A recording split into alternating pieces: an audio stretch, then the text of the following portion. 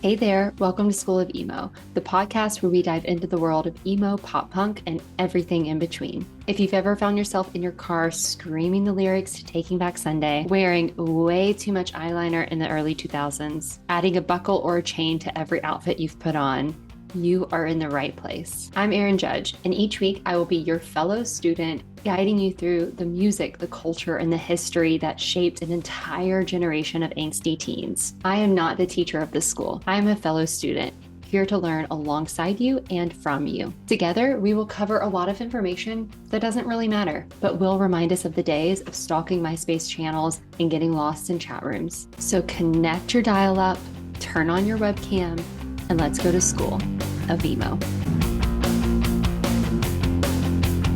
Welcome back to School of Emo. Today we are reviewing a concert that we just went to, and unfortunately this isn't a tour, but a tour is to follow. But this is the return from a slight break of Sleeping with Sirens in Nashville, Tennessee.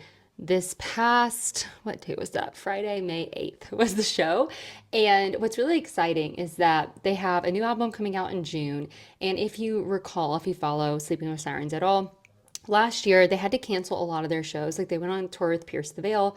That was incredible. But some of like the festival run and some of their shows at the end of the year, they had to cancel and pull out of, I think even some of the Pierce the Veil shows, because Kellen Quinn, the lead singer, his wife got sick, like something was going on with her health. And so he had to back away and take care of that. And so this was like the return of them like back to the stage. And when they announced this show, because they announced this as part of their kind of new album build up, and they only announced two shows. This one, which was May 8th, and then in June, Raleigh, North Carolina. I actually don't know why it's in Raleigh, but I think that that's like right, it looks like the day before their album is released. So I don't think they're from North Carolina from our recap, but that's kind of interesting. So Nashville and Raleigh, which are so odd. But this was at Marathon Music Works here in Nashville. We've talked about this venue before with like the Silverstein recap, the main recap.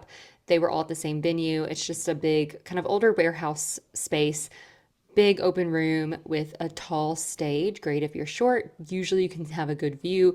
Further back you get, the better view you get of most of the stage. The merch is like right there. There's like food, the bars right there. So really anywhere you are, you're going to see the stage pretty well. There's only a little bit of obstructive views. And again, if you're really, really close and someone tall's in front of you, you may not see perfectly, but it's easy to find little windows. So decent space. Sound isn't always the best. Sometimes it can get really loud and like clash a little bit because there's not a lot of padding in the room. It's really open, but overall, it's a great venue in Nashville, and tickets are usually pretty affordable. These, I think, might have been a little bit more expensive, but I think they were only like $50 a ticket. Usually, this venue, like in the past, has been $25 to $30 a ticket, but this is 2026. So $50 a ticket is not so bad. But it was a completely sold out show, and it was really interesting. So I go to a lot of this emo pop punk alternative genre umbrella of music shows.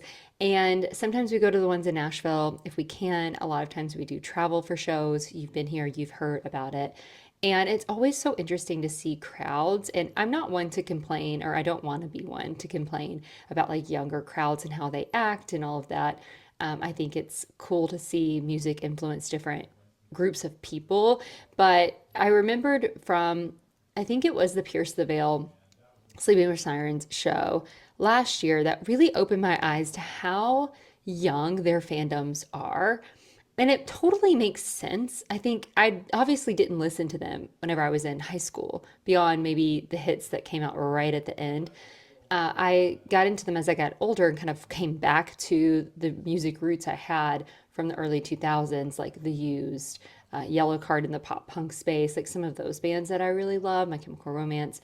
And those bands definitely hit their peak for, I think, us kind of a later stage, like mid to lower millennials, and probably millennials as a whole, those who came in even from that second wave of emo in the 90s, like really enjoyed that style of music in the early 2000s. With Sleeping with Sirens, Pierce the Veil as well, they kind of hit their peak later and like kind of closer to like the 2010s. And so that was a little later in life. So it feels like the generation is younger, but it just feels so much younger. Like not even, it seems like a young Gen Z or I don't know where Gen Alpha begins, but teenagers and like early 20s, if that. So even driving up to the venue, compared to the main Silverstein, the main and Silverstein boat, there were no lines to get in at the beginning, which was interesting. For Silverstein, especially, we got there early and like no lines at all. I don't even think it was sold out, which is interesting. Thursday opening from them. But we got there early to get a good parking spot with Marathon. There's a lot of paid parking lots, but there also is free parking, so that's nice.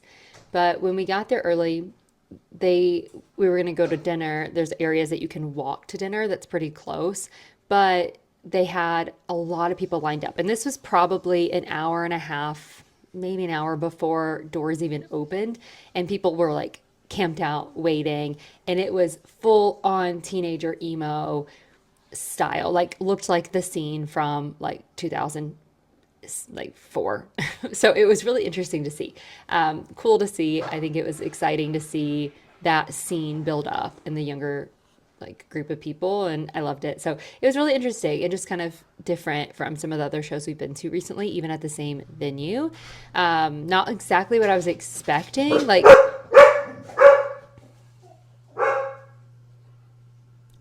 it was definitely more of an emo like scene vibe than even the Used or some of these other bands that I would consider to be, I guess those are a little bit more hardcore. I don't know. It's interesting. It shouldn't have thrown me off, but it did. So it was just kind of interesting experience. So we walked to dinner, came back, and thankfully there was only one opener. So we got there pretty much as doors opened and had to wait in line for quite a while.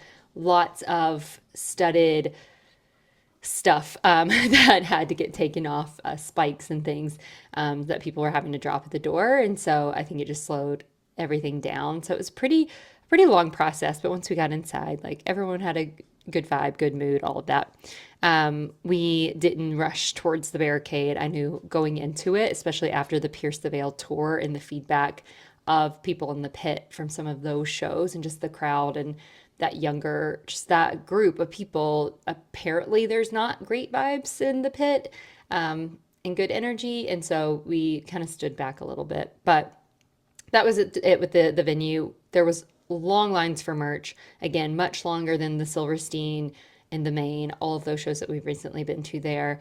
Honestly, which I guess Haley Williams opened up tour prior to the show, but even that, the tour, like the merch lines were shorter, but people were very into the merch and lined up for a while. Like the line went kind of through the entire venue for at least a solid maybe 45 minutes after doors opened into the first set of the opener. So interesting. I didn't go check it out. We didn't get any merch, so I can't really speak to that for this show, this tour. I don't know if they had special merch. I didn't experience that, so can't speak to it. So with the opener, it was House and Home, not a band I know. I'm not sure if they're also opening for the Raleigh show. It looks like they're going to have a different opener, The Haunt.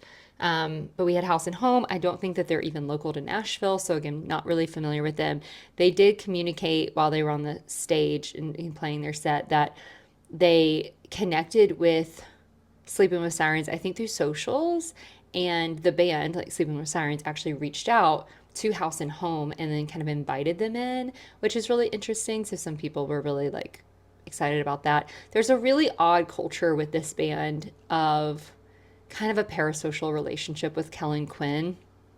So it was kind of interesting to hear the crowd as the opener was, talking about that experience. It was a lot of like, oh, that's so sweet. Oh, it was interesting. It just different.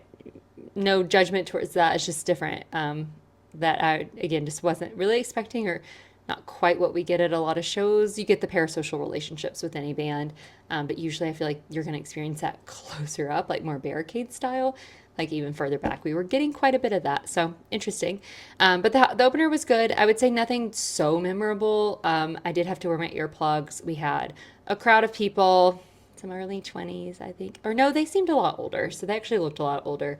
But they were just yapping away the whole set of the opener. So I had my earplugs, thankfully. Unfortunately, that does drown some of the music as well. So it was fun. It was vibey. They had a good energy. The sound was good. It wasn't anything like so memorable where I was dying to listen to them after, like didn't blow me away. But it was really well paired with the Sleeping with Sirens sound. So it was a great pairing in terms of the opener. They went on for about 40 minutes, like just under 45. And then the turnover was very long. So I think it was close to 30 minutes just to like turn over, even though there wasn't a huge setup for the Sleeping with Sirens set. So I'm not quite sure what was going on there. Maybe just a retesting of equipment. I'm not sure. But it was pretty long. But thankfully we went to the bathroom, got drinks, kind of found a new spot because of the yappers, got them moved forward. And so it was fun to made a friend. My husband and I, we talked to someone else and just enjoyed the break in the middle. And then Sleeping with Sirens came on. Unfortunately, their set, including they did kind of like a little encore section, it was, I think, just over. Maybe they just went over an hour total. And so it does kind of seem like maybe taking such a long break. Like, I mean, if you look at, especially Kellen Quinn, but the entire band when they're playing a show, like the music is pretty high energy. The songs are, I'm sure, very hard to sing. They're hard to sing even when you're just singing along. But if you're running across the stage nonstop and changing notes like that, I'm sure that there is some difficulty there. And the band, they're all just kind of moving active, which it makes a great show. It's high energy. I even tried recording a few songs and could hardly keep up with him moving around the stage and the other members. I would like find one and then they'd move.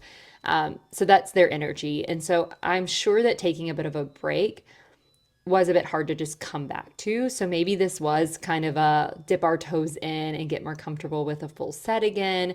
They did last year do most of opening sets for Pierce the Veil, which I believe those were about 45 minutes to an hour. And then they did festivals, which are shorter sets. So it was interesting. Maybe they're building up the stamina to do longer sets. For us, it was nice just because it was a long day. We were tired. It was a Friday. So it was kind of nice to end by like 10:30. The show started at 8.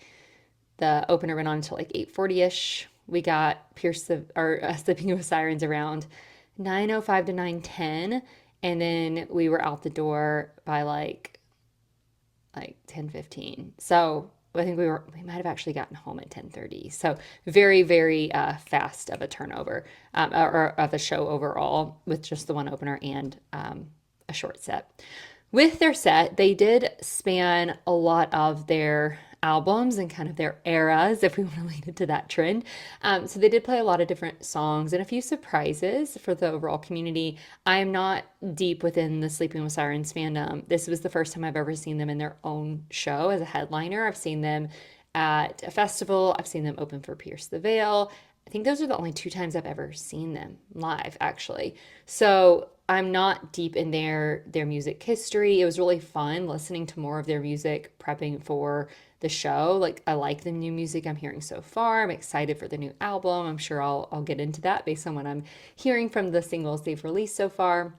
But I didn't necessarily go into the set fully knowing like what to expect. I did know most of the songs, which I think surprised me the most whenever I first started listening to Pierce or Sleeping with Sirens. Gosh, I keep mixing them up, which I know probably a lot of people do.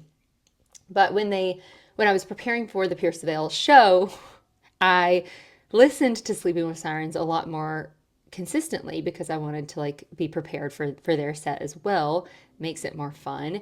And I was surprised at that point last summer how much of their music I actually knew, even though I didn't actively listen to them. Like they came on, playlists, or I was familiar with them through like the years when those songs were being released. And so I actually knew quite a bit of their music, but I don't necessarily know like what's a deep cut or what's this or that. So it was fun to kind of learn from the crowd as the set went on. But they started with Do It Now, Remember It Later. It was very fun. Kick Me, and ending In Itself, which was one of their new songs. Then they played a big throwback, and people were very excited about this one, the bomb.com V2.0 version 2. So that was, people were super excited about that. Leave It All Behind, Crosses. This might have been the one where they did like their mosh pits. So they did have that. There were crowd surfers, like again, there was some really fun energy overall. They played Tally It Up, Settle the Score, A Trophy Father's Trophy Son. This one, they did acoustic. Better Off Dead, they also did more kind of acoustic. I don't know if it was 100% acoustic, but it was definitely slowed down. So I do think it was fully acoustic. Then they played Scene 5 with Ears to See and Eyes to Hear. Also a little bit more acoustic. What people were very excited about is that they did play the Iris Goo Goo Dolls cover, which they, I don't think, have performed live very much. So, especially after the show, listening to people talk about that and being upset that they missed it, I will say it wasn't great. It sounded shaky, like they haven't played it as often, if that makes sense. And that could have been the sound. Again, we had some yappers around us still in the whole process. But yeah, that was interesting. But it was really cool to hear them play that. They played Bloody Knuckles. That one's really fun.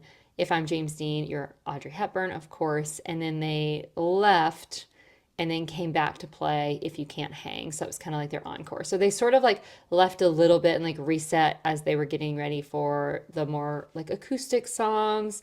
And they didn't play all those in order acoustic. I should have done this review like we're a week over.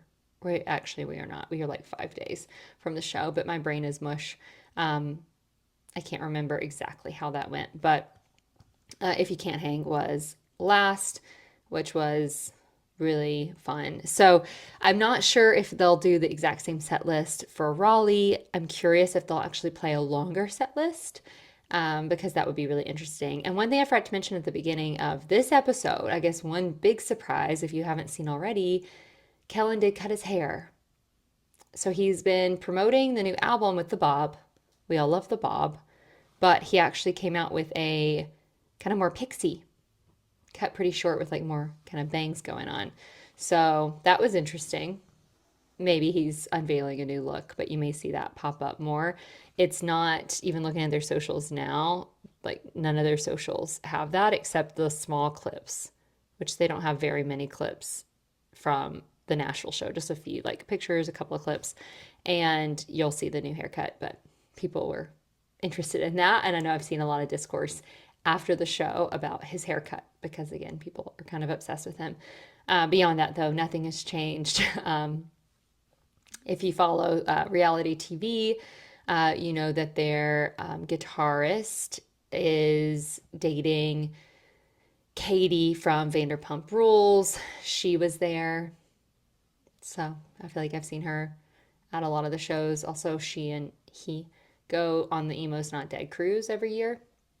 So they're always there, even though Sleeping with Sirens hasn't done the cruise, which is always interesting. But we always see her there. So it was cool seeing her there, supporting him and his music. That was kind of cool. Beyond that, nothing too big. No big guests brought out or anything like that. I was kind of curious because they do have a song with Cassidy Pope. She's in Nashville, so it's kind of interesting in whether or not she would end up coming out and they would do that. But it really did feel like they were just trying to kind of get back in the swing of things, which may be the whole purpose of these shows that they put together. Because I do believe as of now, they have not announced a new tour. So it looks like they're waiting, doing these two shows, probably getting through the album release, and then likely will then push a new tour. So if you want to see them, if the Raleigh show is not already sold out, that will be the day before the album release, June 11th. Album comes out June 12th. It should be good. We didn't get any sneak peek of anything new there, beyond like singles that are single that was already released. They did play the single I Wanted, the song I like the most, so that was fun. But I'm excited to see what comes, and hopefully we get some sneak peeks or maybe another single, or I don't know. I guess we're just around a month from that, so we'll see what we get. That was my experience. Short and sweet episode this week. This class is a short one. If you haven't already, your homework is to go listen to some of the singles off the new album so that you can prep for the album release, support new music from these bands that we love, kind of keeping this genre that we love active and current and moving forward. And then in our next class, we will do another deep dive on another band. So I will see you in that class.